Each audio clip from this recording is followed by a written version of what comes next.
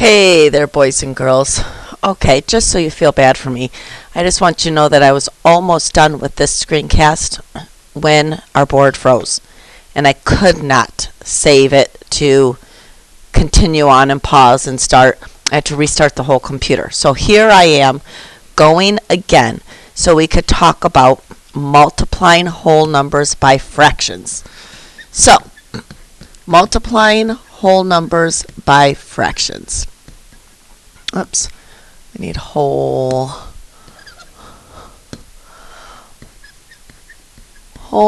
numbers by fractions. Okay, so when we multiply a whole number by a fraction, as we know, multiplying is repeated addition. So like when we had 4 times 3, that's the same as 4 plus 4 plus 4. So they both equal 12. Same thing when it comes to fractions. So if I have 4 times 1/2, that equals the same as 1/2 plus 1/2 plus 1/2 plus 1/2. Okay, so I go 1, 2, 3, 4. My denominator stays the same because our total parts doesn't change. Well, now when I look at this, 4/2 is an improper fraction. So I got to divide. I know 2 goes into 4 2 times, so my answer is 2. Now, you may be thinking, but Miss Shady, you always told us that multiplying makes things bigger. In this case, it does make it bigger. So when you think about it, 1/2 is less than a whole. So now when I multiplied it by 4, I came up with the answer of 2. So now my answer is bigger than more than 1 whole. So it did get bigger, went from 1/2 to 2. Okay? So when you multiply, it is the same thing. 5 times 1/3 is the same as 1/3 plus 1/3 plus 1/3 plus 1/3 plus 1/3. 1, 2, 3, 4, 5. 5/3, it's an improper fraction. 3 goes into 5 one time. There's 2 left over. My answer is 1 and 2/3. Well, just like repeated addition in our multiplication problems, there is a little different way to do it than having to write out the same number 5 times. Because what happens when you get to 334 times 1/5? Am I going to write out 1/5 334 times? I'd be here till tomorrow. So there is a shortcut. So if I have 5 and 1/3, easy way to multiply it. You multiply the whole number times the numerator. 5 times 1 is 5, and put it all over the denominator. Oh, look at that, 5/3 and 5/3. It equals 1 and 2/3. Okay, so your steps. 1, multiply the whole number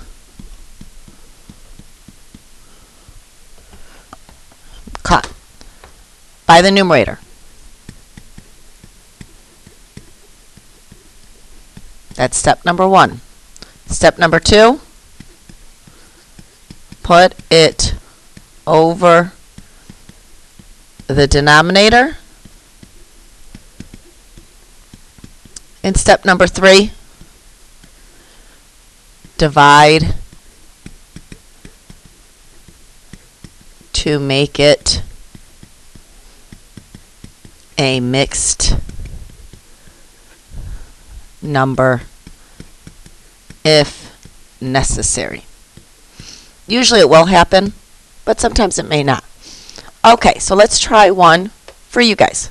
So if I have 6 times 4/5, okay, following my steps, I need to multiply my whole number times the numerator.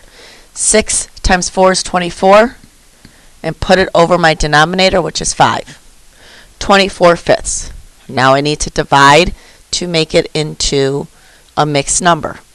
You may be able to do it in your head. If you can't do it in your head, divide out the 5 goes into 24. I know 5 goes into 24 4 times. 5 times 4 is 20, so there's 4 left over. So my answer is 4 4/5. Okay? And here's one for you to try. How about 3 times 5/8? Okay, figure that out. Pause the video. Welcome back. Okay, so 3 times 5 is 15 over 8. 8 goes into 15 one time. 7 left over. 1 7/8 is the answer to 3 times 5/8.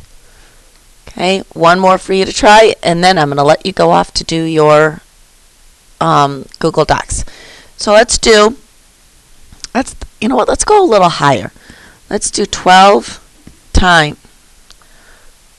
Okay, I'm frozen again. If this happens again, we're just going straight to our Google Docs. Let's see. Keep your fingers crossed. Yay! 12 times 3/7. Okay, pause the video. Okay, so 12 times 3 is 36 over 7. So 36/7. 7 goes into 36 5 times, because 7 times 5 is 35. So it means I have 1 left over.